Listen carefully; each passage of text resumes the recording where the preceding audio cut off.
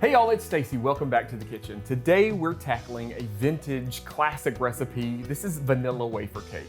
Now to get started, I got a cup of unsalted butter here with 2 cups of sugar.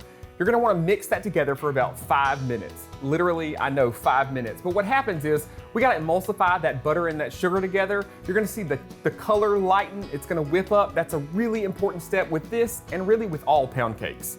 Next, we're going to add 6 eggs. Now you're gonna want these to be room temperature because building a cake is all about emulsification, and these room temperature eggs are gonna mix in a lot easier when they're room temperature.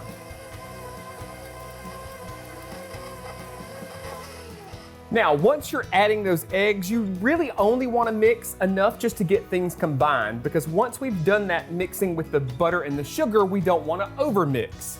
I've also scraped down the sides there just to make sure that we're getting everything incorporated. Next, the namesake. This is about 1 11-ounce box of vanilla wafer or Nilla wafer cookies that I've crushed in the food processor. You can also just pop these in a zip top bag and crush them. Next, I've got 2 cups of chopped pecans.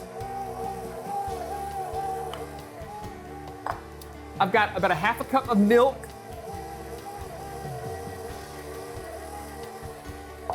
And this is 2 6-ounce packages of frozen coconut. Now this is not the sweetened flaked coconut that you typically find in the baking section of your grocery store. This is not sweetened, it's freshly grated and then frozen, so it has a little bit of a different texture. If you can't find this, you can use the sweetened flaked coconut, but you're gonna have a little bit of a sweeter cake and the texture is gonna be just a little bit different. You're gonna need about 1.5 to 2 cups of the other kind. This, like I said, is 2 6-ounce packages. Just gonna pop that right in there.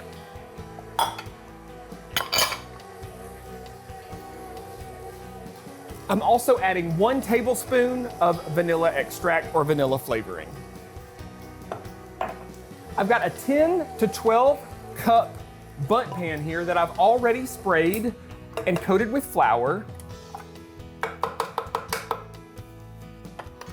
And our batter's just gonna go right in here.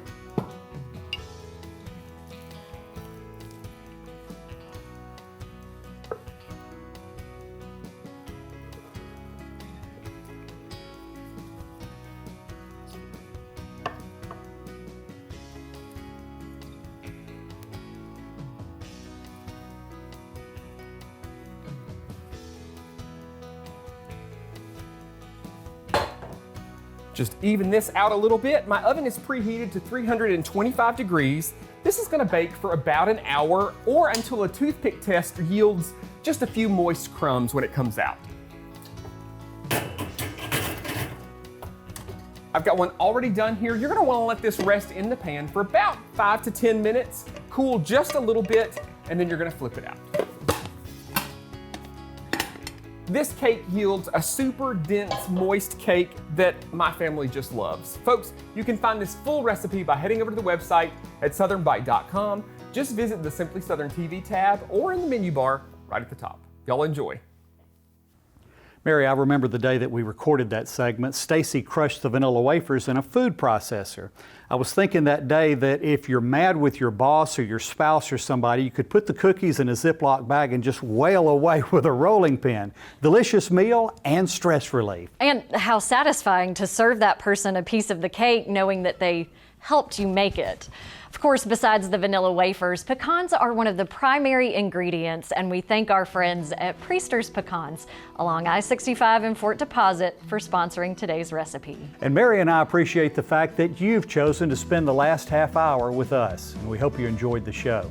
Next week on Simply Southern, we're headed to a children's museum in Tuscaloosa where every exhibit is filled with hands-on fun. And we'll meet the first runner-up as we continue our series profiling Alabama's outstanding young farm families for 2024. I'm Mary Wilson. And I'm Kevin Worthington. We hope you'll be back with us next week.